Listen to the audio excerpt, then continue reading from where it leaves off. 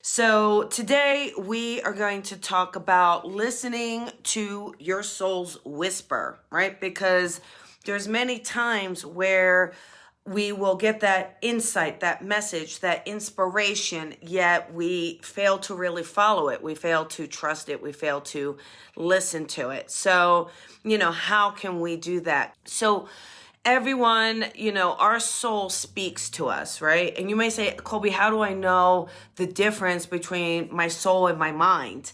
And the difference is that the soul is loving. The soul is gentle.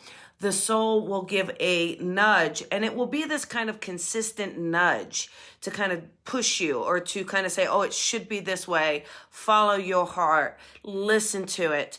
And the mind will be in a place of more aggressive, more negative thoughts normally as well, right? Because the mind is where we hold our fear and we hold our worry. So what happens is when the mind starts to take over, then it will shut down the soul's desire. So the key is to quiet the mind to allow the soul to be expressed, the soul to be heard. The soul doesn't need to shout because it is so connected to the universe. So the soul is one. So therefore, it's like the lion in the jungle doesn't really feel like it needs to do much, right? It's already there. So there's a lot of times where your worry and your fear will absolutely sabotage you, right? How many times has it done it? How many times have you allowed other people to sabotage you? Their fear, their worry, their projections, their beliefs, right? It's surprising to me too how many times, I do see people where they're so worried about what other people think that they don't follow their own heart, or they're worried about the outcome, so they don't follow their heart. And it's difficult. Sometimes it's difficult to make these decisions in our life because we want security, or we put time and effort into something. We don't want to think that we failed, and we're worried about failing, right? So we kind of hold on. But when you hold on white knuckle to something, then it really usually is not meant for you. Okay? It usually is not meant for you. It should be open hands. It will land. It will be with it for you. And when we are gentle and kind to ourselves, that also contributes to listening to our soul's whisper. People pleasing. We're taught to. It's especially as an empath, you're a people pleaser.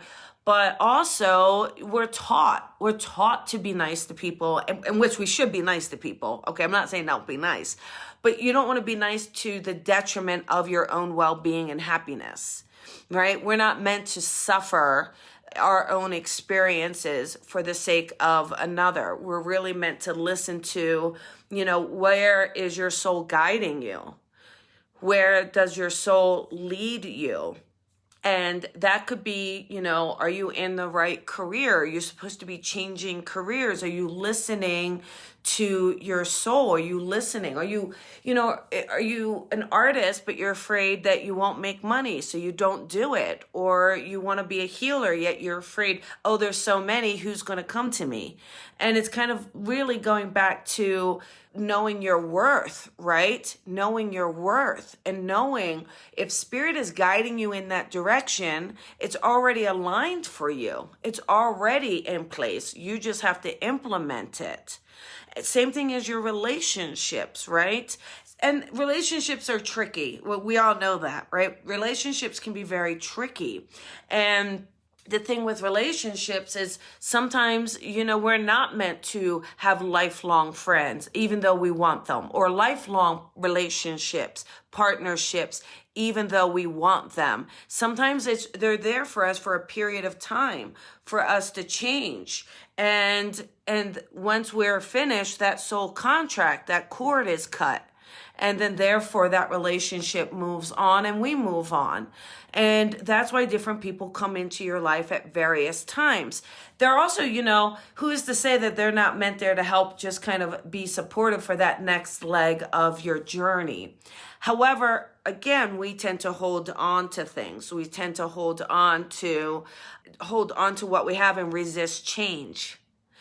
So your soul's whisper, it is gentle, it is nudging, it is guiding, and it is reassuring. And you'll kind of know it's right because you'll feel scared, you'll feel nervous making this decision. You'll feel worried, but you'll also feel excited. Okay, so there's going to be that tingly feeling that, ooh, I don't know what's ahead, but I'm ready. And that is the most exciting feeling. I think also people don't realize how much courage is needed for us to create change in our life. People just think it's just there and it's just going to come. But courage is so important because the ego mind, the conscious mind, wants to sabotage. Normally it does, okay?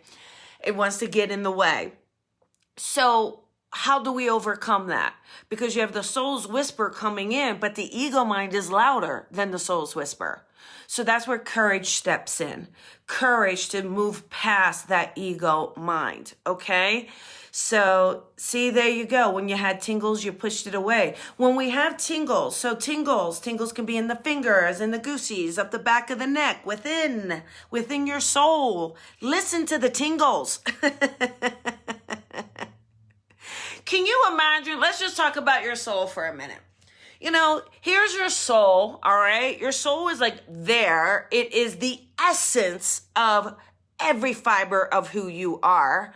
It is always loving to you, always there for you. Like your soul has never, ever left you, okay? Your soul has not abandoned you. You may have abandoned your soul, but your soul's never abandoned you. Okay? It's loving, it's kind, it's gentle, it's sending these pulses to you, and you ignore it, and you keep ignoring it, yet it keeps showing up. It keeps showing up. Can you imagine how it must be like, oh my gosh, I don't know what to do to get them to listen to me. They're out there talking to other souls. Oh my God, you should see what we're trying to do to her. I keep giving her nudges 3 times a day and she ignores me. I show her signs and then she questions the signs. What am I to do? Right?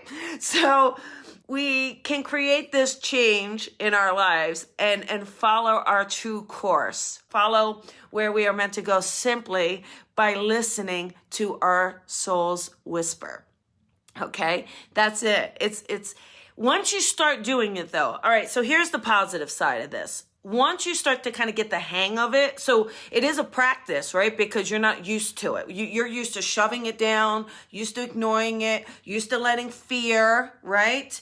And so, Alyssa, the sign is whatever sign you put out to the universe, right? It's a sign that you put out. Okay, so you just to say, hey, what sign is this? Or if you see something, maybe it's repeating numbers, maybe it's something from nature for you, anything. One thing that I find that I really love as signs from the universe that for me, or signs from my soul that I really think are wonderful is a word will pop into my head or a number will pop in. And then I'll just kind of be about my day, and then I will see that in the physical realm. I will see that. I want you to just understand that soul's whisper is always there for you. That soul's whisper is always guiding you. And once you get into the practice of listening to it and kind of catching into the flow of it, you'll actually see it get stronger and stronger and stronger. Okay? So please allow yourself to listen to your soul. All right, everybody. What else? Thursday night is date night. So we've got the date night on the Colby Rebel Show. And I've got a lot of workshops coming up. So I've got some intuition, some mediumship. I've got some amazing guests coming on the show. So you guys just stay tuned. You can join the mailing list if you want to always make sure you're in the loop, or on this Facebook page. Make sure you hit like, follow, get the live videos as well. And then last but not least, we've got the Rebel Spirit Pack membership that I'm super stoked about. We've been having a lot of fun. Anyhow, everybody, lots of love to you. You know, get out there, go crush it, live your life, and I will see you guys tonight. Bye, everybody.